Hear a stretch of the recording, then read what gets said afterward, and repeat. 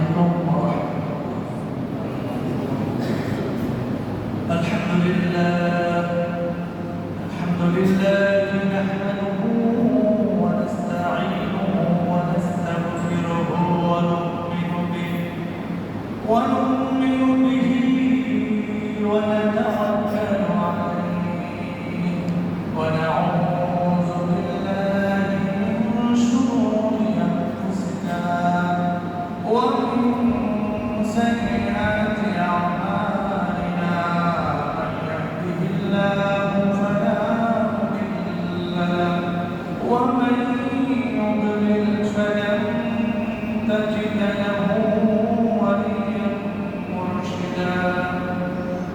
نشهد أن لا إله إلا الله وحده لا شريك له الذي لا ضد له ولا ند له ولا حد لمولاه الآن كما كان ولم يبق زوالا. ونشهد أن سيدنا ومولانا محمدا عبده ورسوله صلى الله عليه وعلى آله وسلم تسليما كثيرا. قال الله تبارك وتعالى في القرآن الكريم: أعوذ بالله من الشيطان الرجيم. بسم الله الرحمن الرحيم. وإذ ابتلى إبراهيم ربه بكلمات فأتمهن قال إني جاعلك للناس إماما قال ومن ذريتي قال لا ينال عهد الظالمين. وقال تعالى: إن الله وملائكته يصلون على النبي يا أيها الذين آمنوا صلوا عليه وسلموا تسليما. اللهم صل على محمد وعلى آل محمد كما صليت على إبراهيم وعلى آل إبراهيم إنك حميد مجيد. شكر محمد شكرا.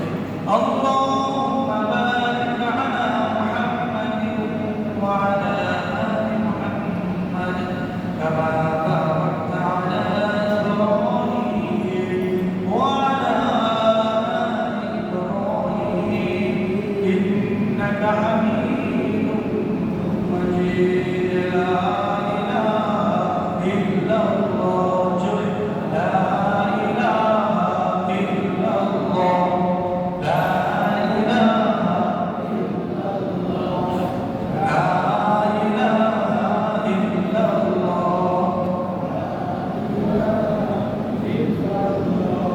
لا إله لا إله إلا الله محمد رسول الله صلى الله عليه وسلم. মুআজ্জাজ মুহতারাম উপস্থিত আমিন জামে মসজিদের সম্মানিত মুসল্লিয়ানে আযম, সর্বপ্রথম আমরা মহান মনিব আল্লাহ সুবহানাহু ওয়া তাআলার দরবারে শুকর ও সুজুদ আদায় করতেছি যে মহান মালিক আল্লাহ সুবহানাহু ওয়া তাআলা আপনাকে আমাকে মহব্বত করে ভালোবেসে জিলকদ মাসের শেষ জুমায় জিলকদ মাসের শেষ তারিখে আমাদেরকে জুমার সালাত আদায়ের জন্য আল্লাহ তাআলার ঘরে আসার তৌফিক দান করেছেন। এজন্য আমরা মহান মালিকের শুকরিয়া আদায় করি। আলহামদুলিল্লাহ। শুকরিয়া আদায় করি যে মহান মালিক আল্লাহ সুবহানাহু ওয়া তাআলা আপনাকে আমাকে তীব্র গরমের ভিতরে তৌফিক দান করেছেন। এই জন্য আমরা একবার শুকরিয়া আদায় করি, আলহামদুলিল্লাহ। দুরূদ সালাম সেই মহান নেতা, মহান নবী সাইয়্যিদুল মুরসালিন, রাহমাতুল লিল আলামিন, শাফিউল মুজলামিন, সাইয়্যিদুনা মুহাম্মাদুর রাসূলুল্লাহ সাল্লাল্লাহু আলাইহি ওয়াসাল্লাম। সম্মানিত হাজিরিন, যে মহান মালিক আল্লাহ সুবহানাহু ওয়া তাআলা আমাদের সৃষ্টি করেছেন, আপনার আমার রিজিকের ব্যবস্থা করেছেন, হায়াতের মওতের ব্যবস্থা করেছেন, আমরা সর্বাবস্থায় সুখে দুঃখে সুস্থ অসুস্থ সকল অবস্থায় আমরা একমাত্র তারই শুকরিয়া আদায় করব ইনশাআল্লাহ। কারণ তিনি যদি চান আমরা ভালো থাকতে পারবো, তিনি যদি চান আমাদের কল্যাণ অকল্যাণ সবকিছু কি তার হাতে। খায়রিহি ওয়া শাররিহি মিনাল্লাহি তাআলা ওয়াল বা'সি বা'দাল মাউত। সকল কল্যাণ অকল্যাণ সবকিছু কার হাতে? আল্লাহ তাআলার হাতে। আল্লাহ তাআলা সেই তিনি আছেন এবং থাকবেন, সবকিছুই ধ্বংস হয়ে যাবে, একমাত্র তিনি থেকে যাবেন। কারণ আল্লাহ সুবহানাহু ওয়া তাআলা তিনি বলেছেন কুল্লু মান আলাইহা ফান, সবকিছুই ধ্বংস হয়ে যাবে, কিন্তু একমাত্র তিনি আল্লাহ তাআলাই থেকে যাবেন। ওয়া ইয়াবকা ওয়াজহু রাব্বিকা যুল জালালি ওয়াল ইকরাম, একমাত্র তিনি বাকি থেকে যাবেন। এটা আমরা বাকি শব্দটা ব্যবহার করি, এটা কিন্তু আরবি শব্দ। এটা কি শব্দ? আরবি শব্দ। আমাদের বাংলা ভাষাতে কত ভাষার সাথে যে মিশ্রিত, এটা যারা ভাষা নিয়ে গবেষণা করে বা ভাষা সম্পর্কে আলোচনা করে বা লেখাপড়া করে তারা বোঝে। এই যে আমরা এটা বসাচ্ছি চেয়ার, এই শব্দ। আমরা যে হরতাল করি, হরতাল গুজরাটি শব্দ, এরকম আমাদের ভাষা কিন্তু অনেক ভাষা দিয়ে এটা মিশ্রিত বৈশিষ্ট্য। বাংলা ভাষার মধ্যে অনেক ভাষা, এই যে আমরা যে পাঞ্জাবি বলি, পাঞ্জাবি, টুপি, তারপরে ক্যাব, বিভিন্ন ভাষা দিয়ে বলি। সবকিছুই ধ্বংস হবে, শুধুমাত্র তোমার রবের অস্তিত্ব, তোমার রবই ঠিকই থাকবে, বাকি থেকে যাবে, কখনো ধ্বংস হবে না। অতএব তারই ইবাদত করতে হবে। তিনি আমাদেরকে দুনিয়ায় পাঠিয়েছেন একমাত্র তার জীবন ব্যবস্থা, তিনি যে ইসলাম এবং আমাদের জন্য একটা জীবন ব্যবস্থা দিয়েছেন, এটা বাস্তবায়ন করার জন্য আমাদেরকে দুনিয়ায় পাঠিয়েছেন। আমরা কি কাজ করি ইসলামকে বাস্তবায়ন করার জন্য? বলেন, কাজ করি? আল্লাহ তাআলা আমাদের সকলকে পাঠিয়েছেন তার দিন কায়েমের, দিনকে কায়েম করার জন্য, কিন্তু আমরা করতেছি না। ফিলিস্তিনের লোকজন তারা ঠিকই তাদের দিন কায়েমের জন্য তারা ইসরায়েলের বিরুদ্ধে লড়ে যাচ্ছে, কিন্তু আমরা মুসলমান, আমাদের মুসলমান দেশে আমরা নির্যাতিত, আমরা দিন কায়েমের আন্দোলনের সাথে জড়িত না। আমরা আন্দোলন করি না, করলে মারি না, এই ভয় পাওয়া যাবে না। আল্লাহ সুবহানাহু ওয়া তাআলা এই নিদর্শন প্রত্যেক যুগে যুগে নবী-রাসূলদের মাধ্যমে দেখিয়ে দিয়েছেন। তোমরা দিন কায়েমের জন্য তোমাদের কি করো? জীবনকে পরিচালিত করো, সফল হও, বিফল হও, কোনো সমস্যা নেই। আল্লাহ তাআলা দেখতেছেন তোমার অন্তর, তোমার মন। হযরত নূহ আলাইহিস সালাতু ওয়াস সালাম কত বছর দাওয়াত দিয়েছিলেন বলতে পারেন? বলতে পারেন? 950 বছর দাওয়াত দিয়েছিলেন। কতজন লোক ইসলাম গ্রহণ করেছিল? 40 জন, কেউ বলে 40 জন, এরকম। এরপরে আল্লাহ তাআলা দেখেছেন, আল্লাহ তিনি তো বিফল হন না, আল্লাহ তাআলা তাকে বিজয় দান করেছেন, দান করেছিলেন কিনা? এরপরে প্রত্যেক নবী রাসূল তার এভাবে দ্বীনের দাওয়াত দিয়েছেন। আমরা কিন্তু দ্বীনের দাওয়াত দিচ্ছি না। আমরা নিজেই শুধু কি শুক্রবার দিন রোজা গোসল করে আতর মেখে নামাজ পড়া দরকারের জন্য চলে আসতেছে, কিন্তু আমার বাড়ির পাশে করে নামাজ পড়তেছে না, একজনে ঘুমিয়ে আছে, সে দিন সম্পর্কে কিছুই জানে না, আমরা তাকে কিছু জানাচ্ছি। এই জন্য একজন আরেকজনকে আমরা দিনের দাওয়াত দিয়েই যাবো, এটা হচ্ছে আপনার আমার দায়িত্ব, ঠিক কিনা বলেন? আল্লাহ সুবহানাহু ওয়া তাআলা হযরত ইব্রাহিম আলাইহিস সালামকে পাঠিয়েছেন, তিনি আমাদের কি বলতে পারেন? বলেন একটু, জাতির পিতা। কি বলছেন? আপনাকে বলি নাই, তার পরিচয় কে দিয়েছেন? আল্লাহ সুবহানাহু ওয়া তাআলা সূরা হজের শেষের দিকে বলেন, মিল্লাতা আবিকুম ইব্রাহিম হুয়া সাম্মাকুমুল মুসলিমিন। মিল্লাতা আবিকুম ইব্রাহিম, তোমাদের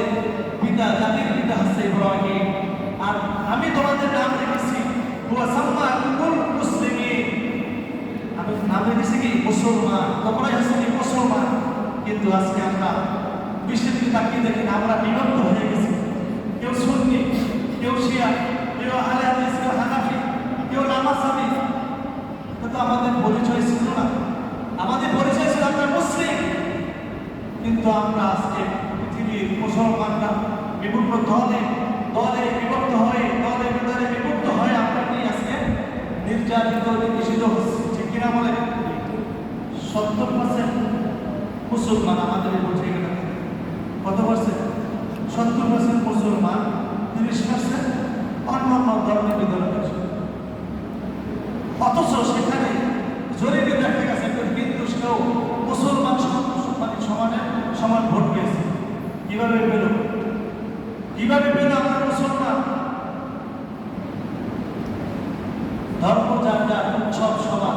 ভাই কথাগুলো তুমি বলতেছি, ধর্ম যার যার, উৎসব সমান। স্লোগান আছে না? আছে কিনা? লাকুম দীনুকুম ওয়ালিয়া দীন, বুখারী শরীফের হাদিস। ধর্ম যার যার, উৎসব সমান। এখন অর্থ লাকুম দীনুকুম ওয়ালিয়া দীন, একটা কয়েকভাবে পড়া যায়। লাকুম দীনুকুম ওয়ালিয়া দীন, তোমাদের দিন তোমাদের জন্য, আমাদের দিন আমাদের জন্য। কিন্তু এখন আমরা আজকে মুসলমান কি হয়েছি? আমাদের ঐতিহ্য, আমাদের যে আত্মমর্যাদা সবকিছু আমরা হারিয়ে ফেলেছি। সম্মানিত হাজিরিন, ইব্রাহিম আলাইহিস সালামের আন্দোলন একা করে গেছে। আজকে আমরা হাজার হাজার মুসলমান, কোটি কোটি মুসলমান, তারপর আমরা আন্দোলন করতে পারতেছি না। কিন্তু ইব্রাহিম আলাইহিস সালাম গোটা জাতির বিরুদ্ধে একা আন্দোলন করে গেছে। তিনি একা দেখিয়ে গেছেন কিভাবে মুশরিকদের বিরুদ্ধে, জালেমের বিরুদ্ধে কিভাবে আন্দোলন করতে হয়। ইন্না ইব্রাহিম কানা উম্মাতান কানিতা, আল্লাহ সুবহানাহু ওয়া তাআলা ইব্রাহিম আলাইহিস সালামকে একটা জাতি হিসেবে ঘোষণা করেছেন যে ইব্রাহিম একটা জাতি। ইব্রাহিম আলাইহিস সালাম কি একটা জাতি, একা একটা জাতির বিরুদ্ধে তিনি আন্দোলন করে গেছেন। তার সাথে পারে নাই, কারণ কি তার সাথে কে আছে? আল্লাহ। আপনার আমার সাথে শুধু আল্লাহ আছে, কিন্তু আমরা তো তার মধ্যে ঈমান আনতে পারি নাই। যখনই কোনো মেলা হয়েছে ফুলবাড়ির ভিতরে, ভুটিয়াঘাটের ভিতরে, অথবা আশেপাশে কোথাও কোনো মেলা হয়েছে, আপনাকে আমাকে বেঁধে রাখতে পারিছে ঘরের ভিতরে? বলেন পারছে কিনা? পারি নাই। ইব্রাহিম আলাইহিস সালামকে মেলায় যাওয়ার জন্য দাওয়াত দিয়েছিল তার বংশের লোকেরা, তার কওমের লোকেরা। ইব্রাহিম আলাইহিস সালাম ওই মেলায় গিয়েছিলেন, বলেন একটু। তাহলে কিভাবে তিনি আমাদের পিতা হলেন? কিভাবে তিনি আমাদের জাতির পিতা হলেন? আমরা পিতার অনুসরণ করি না। আল্লাহ সুবহানাহু ওয়া তাআলা বলেছেন, লাকাদ কানা লাকুম উসওয়াতুন হাসানাতুন ফি ইব্রাহিম ওয়াল্লাযীনা মা'আ, তোমাদের জন্য সর্বোত্তম আদর্শ রয়েছে ইব্রাহিমের ভিতরে। কই আমরা তো তার আদর্শ গ্রহণ করতেছি না। আজকে মুসলমান হয়ে মুসলমানের সন্তান মেলায় দৌড়াচ্ছে, ঠিক কিনা বলেন? হিন্দুদের পূজায় দৌড়াচ্ছে কিনা বলেন? ধর্ম যার যার, উৎসব সমান। এবছর থেকে স্লোগান একটু পাল্টে যাবে, ধর্ম যার যার, গরুর বস্তু, হ্যাঁ গরুর বস্তু সমান, উৎসব সমান, গরুর বস্তু কি সমান? হবে না। তারা কি গরুর বস্তু খাবে অনুষ্ঠানে এসে? তাহলে আমরা মুসলমান হয়ে গেল তাদের ধর্মীয় অনুষ্ঠানে আমরা যাচ্ছি। কিসের মুসলমান? দাঁড়িয়ে আর টুপি থাকলে ভাই মুসলমান হওয়া যায় না।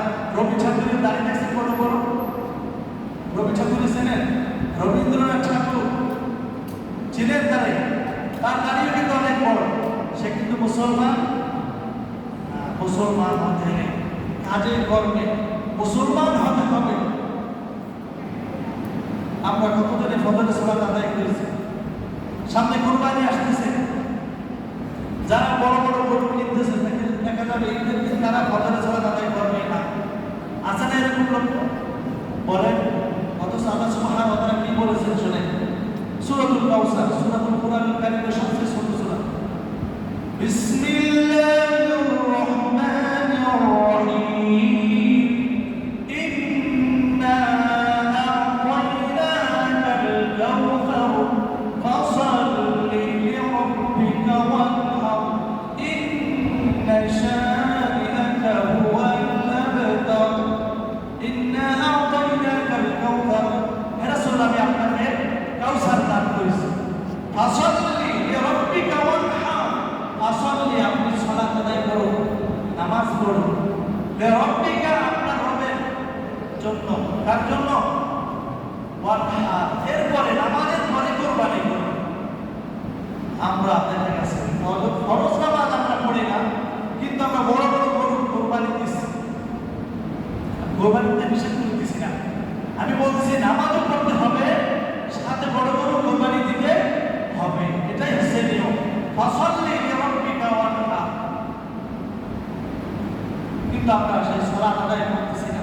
ফজরের সালাত আমরা কতদিনে জামাতের সাথে আদায় করেছি, এরপরে এগারোটি কতদিন আদায় করেছি হিসাব করে দেখেন। আমাদের মসজিদে ছাত্র বান্ধবে মুসল্লি থাকে 12 ফজরের সময়, অথচ জুমার দিন 1200, 1300, 1000 লোক কমপক্ষে। এটা হচ্ছে আমাদের নামাজের চিত্র। আল্লাহ সুবহানাহু ওয়া তাআলা সর্বপ্রথম নামাজের হিসাব নেবেন। কিসের হিসাব বলেন? কিসের হিসাব? নামাজের হিসাব। একজন মানুষ ঈমান আনার পরে তার সর্বপ্রথম দায়িত্ব হচ্ছে নামাজ আদায় করা। যদি সে জোহরের আগে ঈমান আনে, তার সর্বপ্রথম কাজ হচ্ছে সালাত আদায় করা, জোহরের নামাজ আদায় করা। ইব্রাহিম আলাইহিস সালাম গোটা জাতির বিরুদ্ধে একাকি লড়ে গেছে দিন কায়েমের জন্য। আমরা কি লড়তেছি? দিন কায়েমের কোনো আন্দোলন করতেছি? বরঞ্চ আমরা দিনের বিরোধিতা করতেছি। যারা দিনের বিরোধী কাজ করতেছে তাদের সাথে এক হয়ে যোগ হয়ে আমরা কি দিনের বিরোধী আরো বরঞ্চ করতেছি। আমাদের কি হিসাব দেবেন আল্লাহ তাআলা যখন প্রশ্ন করবেন? দিন কায়েমের আন্দোলন করা ফরজ না ওয়াজিব না সুন্নাত বলতে পারেন? ফরজ। দিনকে প্রতিষ্ঠা করা, ইসলামকে প্রতিষ্ঠা করা ফরজ। আর নাতিমুদ্দিন ওয়ালা তাতাফাররাকু ফিহি, আর নাতিমুদ্দিন ওয়ালা তাতাফাররাকু ফিহি, দিন কায়েম করা, দিনী আন্দোলন করা প্রত্যেক মুমিনের উপরে, প্রত্যেক মানুষের উপরে ফরজ। কিন্তু আজকে আমরা সেটা ভুলে গেছি। সম্মানিত হাজিরিন, দিনকে বাস্তবায়ন করা, দিনকে প্রতিষ্ঠা করা প্রত্যেক মুমিনের উপরে ফরজ। ইব্রাহিম আলাইহিস সালাম দিনকে প্রতিষ্ঠা করার জন্য, দিনকে কায়েম করার জন্য একাই লড়ে গেছেন তার গোটা জাতির বিরুদ্ধে। ইব্রাহিম আলাইহিস সালামকে তার কওমের লোকেরা দাওয়াত দিয়েছিল, ও ইব্রাহিম, তুমি আমাদের সাথে দাওয়াতে চলো, তুমি আমাদের সাথে মেলায় চলো। মেলায় আমরা মেলায় যাই কিনা? মেলায় যাওয়া যাবে? মেলায় যাওয়া যাবে? ওই ইব্রাহিম আলাইহিস সালাম কওমের লোকেরা বুঝতে পেরেছিল ইব্রাহিমকে যদি একবার মেলায় নেওয়া যায় তাহলে তার মুখ থেকে যে কথা বের হবে ওই কথা আর কি তেমন কোনো কাজ হবে না। আমাদের যেভাবে হোক তাকে নেওয়া দরকার। তাকে অনেকভাবে নেওয়ার জন্য তারা চেষ্টা করেছে। ইব্রাহিম আলাইহিস সালাম তিনি তিনি তারকার দিকে তাকালেন। মানুষ যখন কোনো চিন্তা ভাবনা করে দেখবেন উপরের দিকে তাকায় অথবা বিষয়টা চিন্তা করে। তো ইব্রাহিম আলাইহিস সালাম তিনি কি করলেন? চিন্তা করতে লাগলেন তারকার দিকে তাকিয়ে কি করা যায়। যেহেতু কওমের সব লোক একদিকে, ইব্রাহিম আলাইহিস সালাম কি আরেক দিকে। তারা যে মূর্তি পূজায় লিপ্ত ছিল, ভ্রান্ত মতবাদের উপরে যে লিপ্ত ছিল, এর থেকে ফিরানোর জন্য ইব্রাহিম আলাইহিস সালাম চিন্তা করতে লাগলেন। ইব্রাহিম আলাইহিস সালাম বললেন, আমি অসুস্থ। আমি কি অসুস্থ? তিনি কি আসলে অসুস্থ ছিলেন? শারীরিক না মানসিক? মানসিকভাবে তিনি অসুস্থ ছিলেন। আর আমরা হলে কি করতাম? যে উপর দিকে চাপ আসছে, যদি ভোটটা না দেয় তাহলে কি কেরান বন্ধ হয়ে যাবে। ঠিক কিনা বলেন? উপর থেকে চাপ আছে, যদি ভোটটা না দেয় অমুক কাজটা আপনি সিদ্ধ করতে পারবো না। কিন্তু ইব্রাহিম আলাইহিস সালাম তিনি কোনো চাপে, কোনো কথায় তিনি মাথা নত করেন নাই। তিনি বললেন ইন্নী সাকিম। আল্লাহ সুবহানাহু ওয়া তাআলা ইব্রাহিম আলাইহিস সালাম সম্পর্কে বলতেছেন, ওয়ালাকাদ আতাইনা ইব্রাহিমা রুশদান ওয়া কুননা বিহি আলিমিন। আমি ইব্রাহিম আলাইহিস সালামকে সম্পর্কে আমি জ্ঞান দিয়েছিলাম শুভ বুদ্ধি আমি তাকে দান করেছিলাম। ওয়ালাকাদ আতাইনা ইব্রাহিমা রুশদা ওয়া কুননা বিহি আলিমিন ইয ক্বালা লিআবিহি ওয়া কওমিহি মা হাযিহি তামাথিলু আল্লাতী আনতুম লাহা আকিফুন। ইব্রাহিম আলাইহিস সালাম তার বাপকে বললেন, ইয ক্বালা লিআবিহি ওয়া কওমিহি, দেখেন বাপ যদি বিধর্মী হয়, পিতা যদি নামাজ না পড়ে, পিতা যদি বিড়ি সিগারেট খায়, সন্তান তাকে দাওয়াত দিতে পারে। কারণ ইব্রাহিম আলাইহিস সালাম সর্বপ্রথম তার বাপকে দাওয়াত দিয়েছিলেন, তার পিতাকে দাওয়াত দিয়েছিলেন। কাকে দাওয়াত দিয়েছিলেন? তার পিতাকে। ইয ক্বালা লিআবিহি, তার পিতাকে বললেন। এরপরে তার কওমকে বললেন, মা হাযিহি তামাসিল, তোমরা কিসে আকৃষ্ট, কিসে লিপ্ত হয়েছো? মূর্তি পূজার করবে। আনতুম লাহা আকিফুন। তখন তারা উত্তর দিলেন কি? قالوا وجدنا آباءنا لها عابدين। قالوا وجدنا آباءنا, আমরা তো এই মূর্তি ছাড়তে পারবো না, আমরা এই দল ছাড়তে পারবো না, আমরা অমুক দল করে যাব, কারণ এই সব দল আমার বাপ দাদা করে গেছে। ভালো না হলে কি তারা করতো? ইব্রাহিম আলাইহিস সালাম কওমের লোকেরা উত্তর দিল যে আমরা তো আমাদের বাপ দাদাদেরকে এই দলে পেয়েছি যে তারা মূর্তি পূজা বিভিন্ন মতবাদে তারা লিপ্ত ছিল। قالوا وجدنا آباءنا لها عابدين।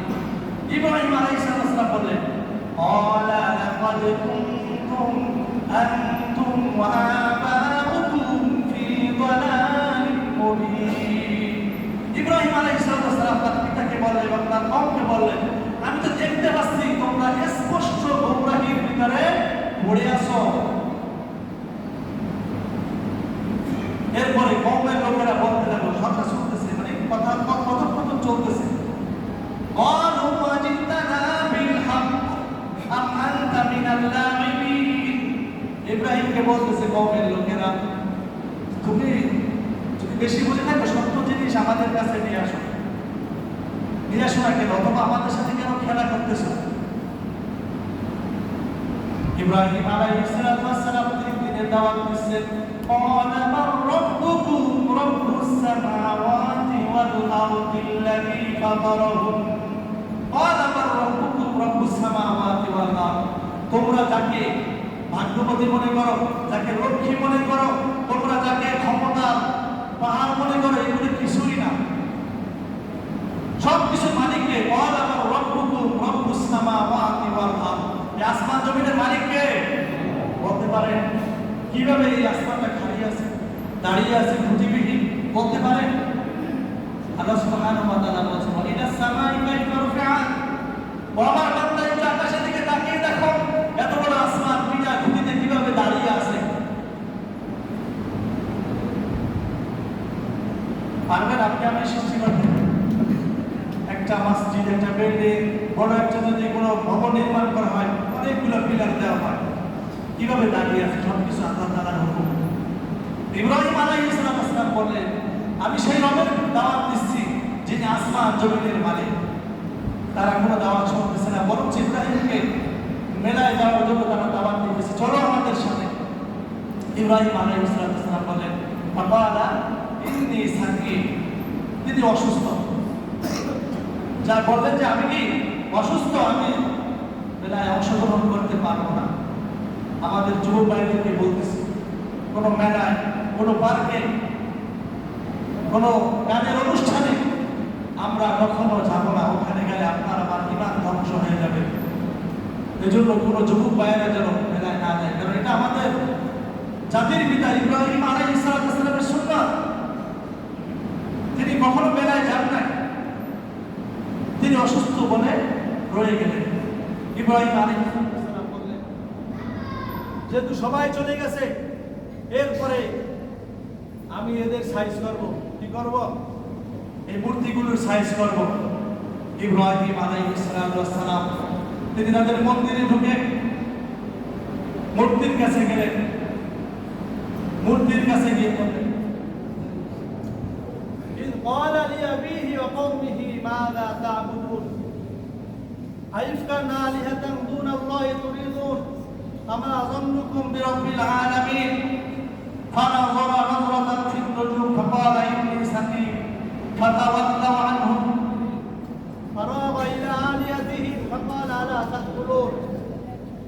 হযরত ইব্রাহিম আলাইহিস সালাম ডান হাত নিয়ে মূর্তিদেরকে বললেন ফাকালা আলা তাকুলু, তোমাদের সামনে যে খাবারগুলি আছে এগুলি কেন খাচ্ছ না?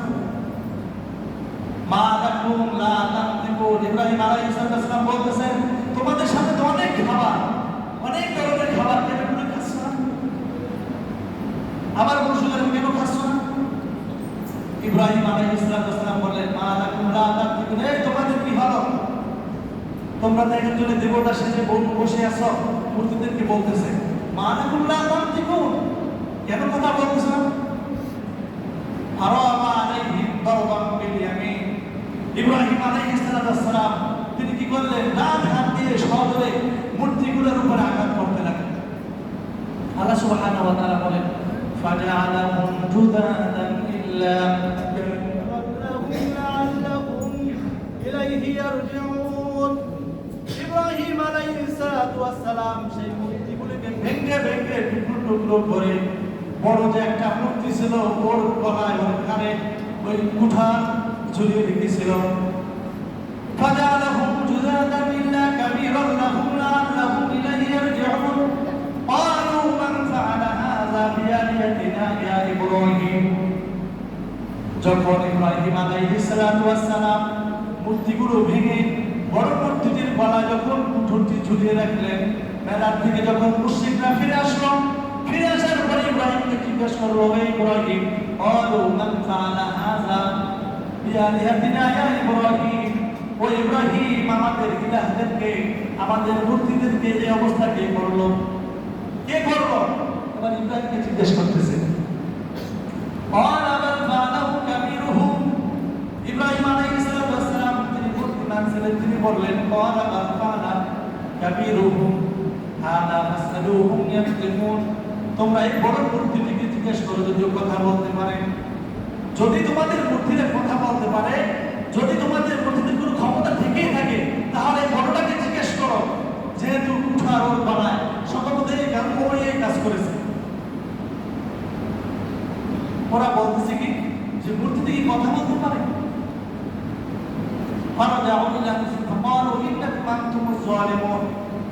ওরা বলতেছে যে মূর্তিটি কি কথা বলতে পারে?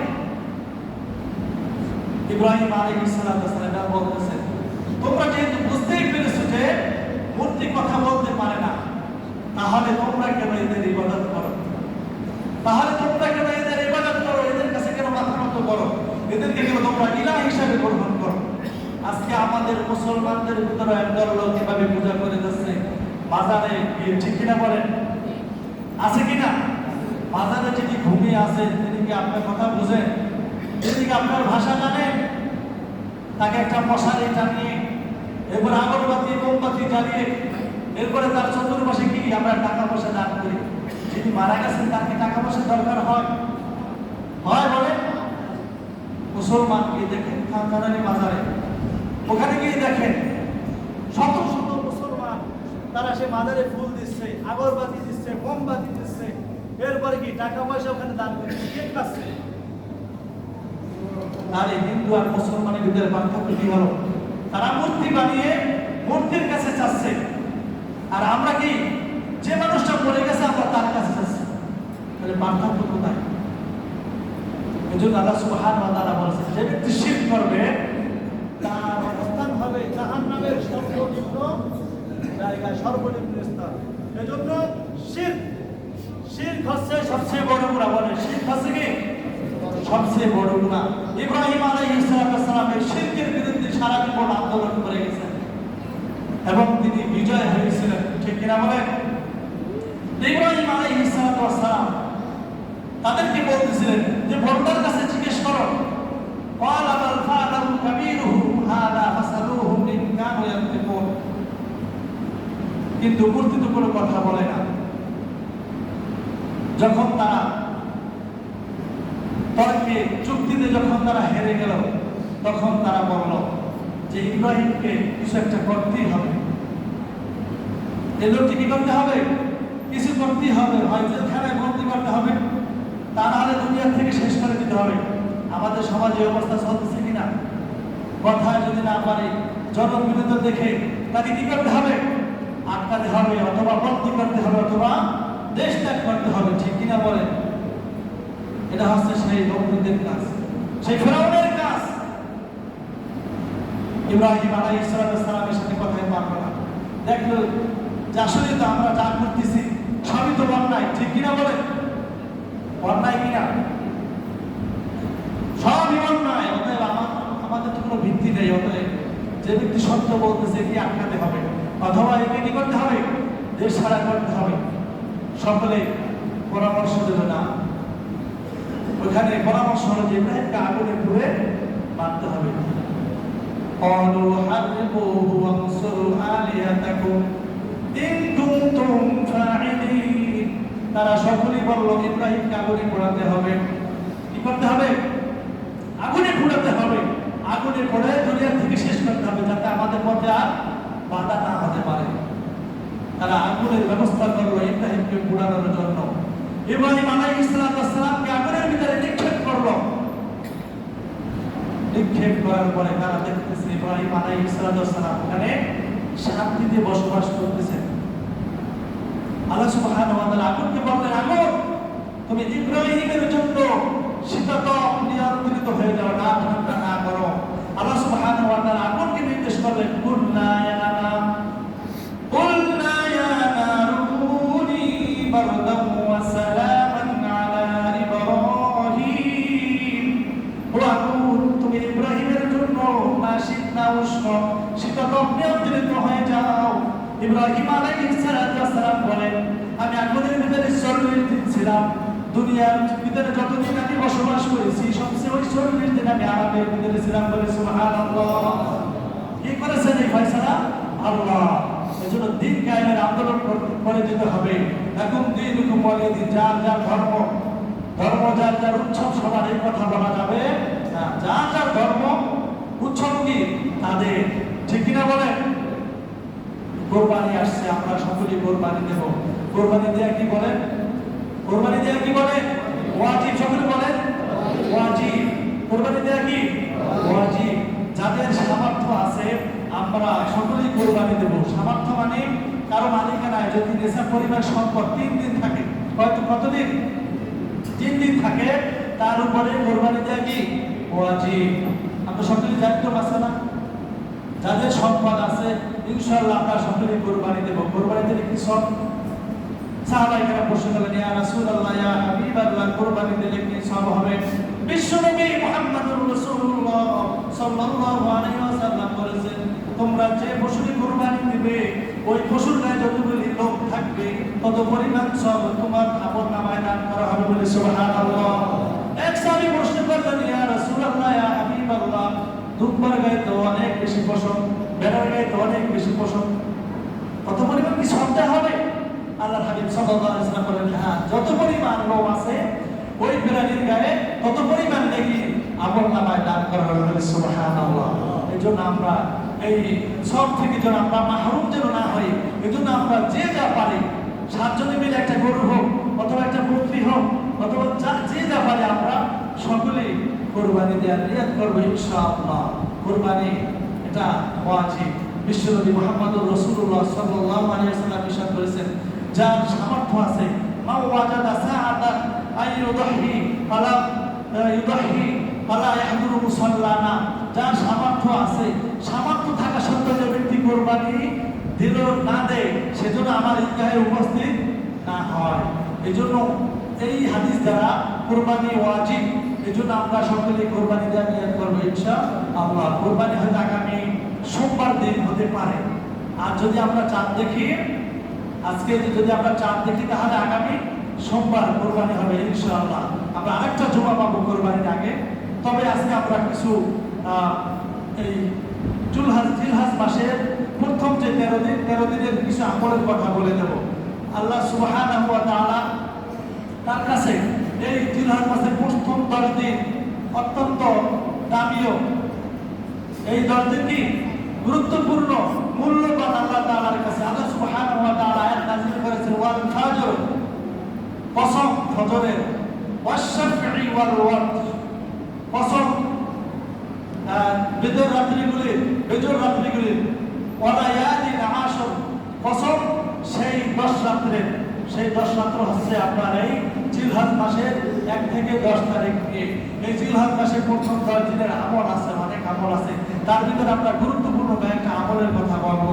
প্রথম 9 দিন রোজা রাখা, কি বলে? রোজা রাখা, নফল রোজা।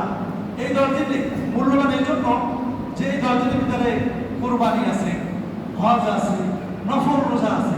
অন্যান্য মানে আমলের ভিতরে কিন্তু এতগুলি নাই, অন্যান্য মাসের ভিতরে আছে। বলেন রমজান মাসে শুধু রোজা, রোজা দান সদকা, ঠিক কিনা বলেন? তারপরে অন্যান্য মাসে শুধু নামাজ রোজা এইভাবে। কিন্তু এই জিলহজ মাসের প্রথম 10 দিন 13 দিন এর ভিতরে অনেক আমল, নফল রোজা। এরপরে আরাফাতের দিবসের রোজা। আল্লাহ হাবিব সাল্লাল্লাহু আলাইহি ওয়াসাল্লাম ইরশাদ করেছেন, সিয়ামে ইয়াউমে আরাফা আহতাসিবু আলা আল্লাহি আন ইউকাফিরা সানাতাল্লাতী ক্বাবলা ওয়া সানাতাল্লাতী বা'দা। যে আমি আশা করি যে ব্যক্তি আরাফাত দিবসে রোজা রাখবে, আরাফাত দিনে রোজা রাখবে, আমি তার পিছনের এবং সামনের 1 বছরের সকল গুনাহগুলি মাফ করে দেব। সুবহানাল্লাহ। বুঝতে পারছেন? তাহলে এই মাসে অনেক আমল। এরপরে আরেকটা আমল হচ্ছে যে জিলহজ মাসের শুরু থেকে নিয়ে 10 তারিখ কোরবানি করার আগ পর্যন্ত পুরো নখচুল কাটা যাবে না। আগে থেকে এগুলি কি করতে হবে? হালাক করতে হবে, এগুলি আগে থেকে কর্তন করতে হবে। এজন্য আজকে শেষ দিন, জুলহজ মাসের আজকে শেষ দিন। যেহেতু সৌদি আরবে গত রাত্রে তারা চাঁদ দেখেছে, সেই হিসেবে আমাদের এখানেও আজকে সন্ধ্যার পরে চাঁদ উঠবে। সেই হিসেবে আমরা যারা কোরবানি করব, যারা হজে গেছে তারা এই মাসে অনেক সওয়াব অর্জন করবে। তারপর তারবিয়া 8 জিলহজ, তারপর 9 জিলহজ তারা কি করবে? আরাফাতের ময়দানে অবস্থান করবে। তারপর বিদায় যাবে, তারা কি করবে? কোরবানি পশু জবাই করবে, শয়তানকে পাথর নিক্ষেপ করবে, তারা অনেক কিছু ইবাদত করবে। কিন্তু আমরা তো যেতে পারতেছি না। আমাদের করণীয় কি? এজন্য আমরা কি করব? এই 10 দিন আমরা আমল করব, নফল রোজা রাখবো। আরাফার দিনে আমরা কি করব? রোজাটা রাখবো। এরপরে আমাদের নখ চুল যা কিছু আছে আজকে থেকে আমরা সন্ধ্যার আগে আমরা হালাক করব, আর কোরবানির পরে গিয়ে আবার কাটবো ইনশাআল্লাহ। এরপরে আমরা ঈদের নামাজের দিন আমরা উপস্থিত হব। আরো অনেক আমল আছে। তারপরে আরাফাত দিবসের দোয়া আছে, আমরা সেই দোয়াগুলি পাঠ করব। লা ইলাহা ইল্লাল্লাহু ওয়াহদাহু লা শারীকা লাহু লাহুল মুলক ওয়া লাহুল হামদু ওয়া হুয়া আলা কুল্লি শাইইন কাদির। আরাফাত দিবসের দোয়া পাঠ করব। এরপরে আইয়ামে তাশরিক 9 জিলহজের ফজর থেকে নিয়ে 13 জিলহজ আসর পর্যন্ত মোট 23 ওয়াক্ত তাকবীর দিতে হবে। পুরুষের জন্য উচ্চস্বরে একবার, মহিলাদের জন্য একবার। মহিলারা আস্তে আস্তে আদায় করবে, পুরুষ উচ্চস্বরে একবার বলবে। বুঝতে পারছেন? কবে থেকে? 9 জিলহজ। 9 জিলহজ ফজর থেকে নিয়ে 13 জিলহজ আসর পর্যন্ত মোট 23 ওয়াক্ত। কত ওয়াক্ত বলেন? 23 ওয়াক্ত। এটা দেয়া কিন্তু ওয়াজিব। যদি ভুলে যান কাফারা আদায় করে নিতে হবে। বুঝতে পারছেন? এজন্য আমরা সকলেই তাকবীরটা দেব।